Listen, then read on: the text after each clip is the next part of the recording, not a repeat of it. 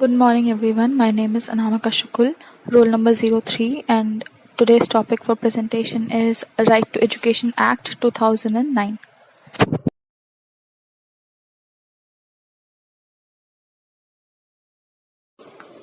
I have divided this topic into further subtopics.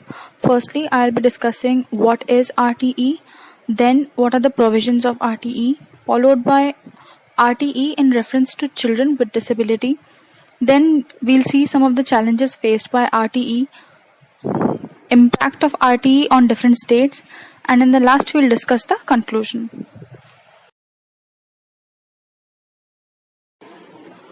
Right to Education Act came into force in 2010.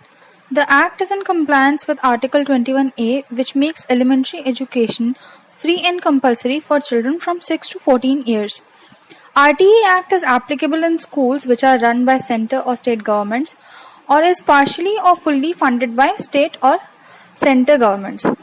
Right to Education Act made elementary education a fundamental right for children from 6 to 14 years and up to 18 years for children with disability. This is a landmark in the education system of India as it became one of the 135 countries in the world to do so.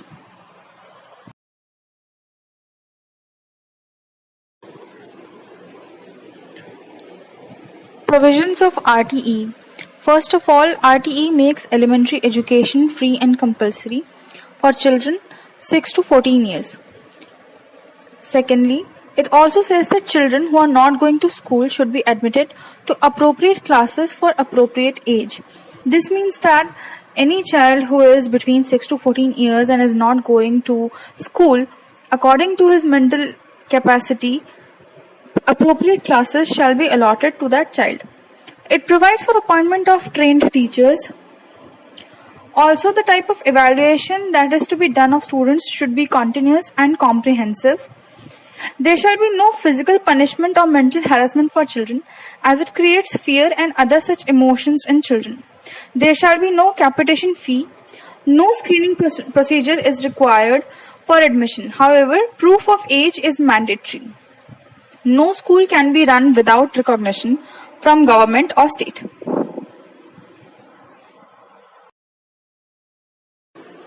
One of the important provision of RTE is that no child should be held back or expelled from school till the completion of elementary education. The main focus is on providing education to majority of children without putting any type of pressure or burden on students. The Act clearly states that classes conducted should be in mother tongue with which the children are comfortable. Thus, the sole aim is to educate. Moving on, the curriculum should be in consonance with the values enshrined in the Constitution. This means that the children should have nationalistic feeling. They should know about the civil, social, and political rights as well as duties of a responsible citizen. Children should learn to respect social custom and traditions of people. As India is a vast country and everyone is respected for the values and traditions they follow, the aim is to develop the emotion of brotherhood among children. One of the important roles here is played by the parents, as they are the one responsible to admit their children into the neighborhood schools so that their children can get proper education and lead to an overall development of child, society and nation overall. Role of a teacher. RTE states that role of a teacher is the following: to be punctual and regular in the classes, to conduct proper meetings with parents, to complete the entire curriculum in a given time frame. It is important to cover up the curriculum in a given time frame because then the evaluation of the child can be done properly.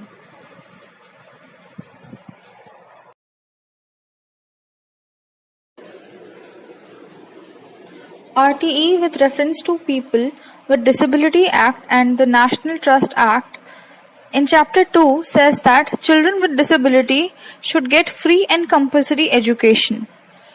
The age of completion of elementary education for children without disability is 14 years, whereas for children with disability, the age of completion of elementary education is 18 years.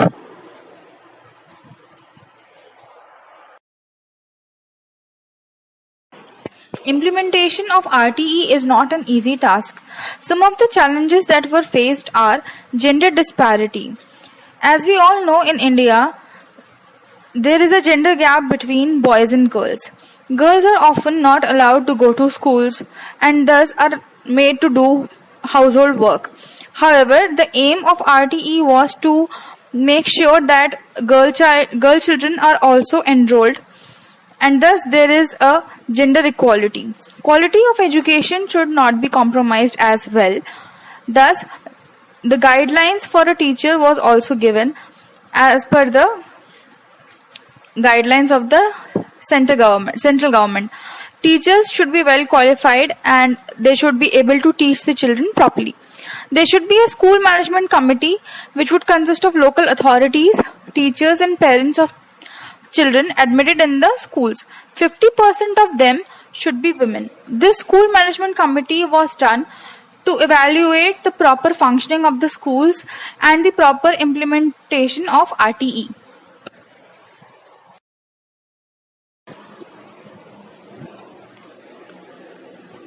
Now we are going to talk about the implementation of RTE, as we have discussed the introduction as well as the provisions of RTE. Moving on with the implementation, RTE was implemented across different states. Thus, there were different issues cropping up everywhere. While some struggled with corruption, like Assam and Rajasthan, Delhi struggled with poor infrastructure, no safe drinking water, and zero access to toilets, as per the survey done by NGO Josh. Odisha altogether failed in implementing the RTE policies. As of 2015 survey, 92% of schools in Odisha did not meet the prescribed standards. With this, we try to evaluate how RTE has been implemented across states and why states are struggling with the proper implementation of policies.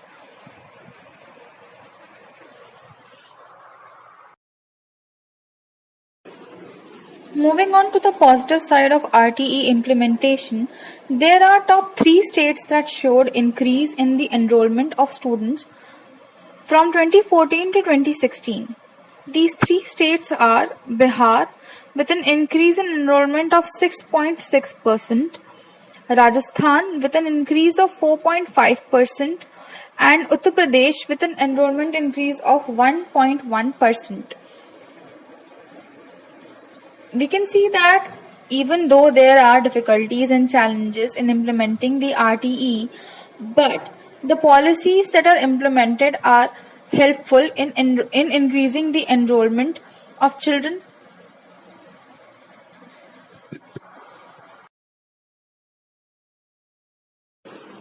RTE is a landmark in the education system of India. To make elementary education free and compulsory, that is a fundamental right for children, is a great act. To have a successful implementation, both state and central government have to come together and join hands. There should be proper school management committee to keep a check on schools from time to time in order to decrease the rate of corruption and increase the pace of developing a good and safe infrastructure for children.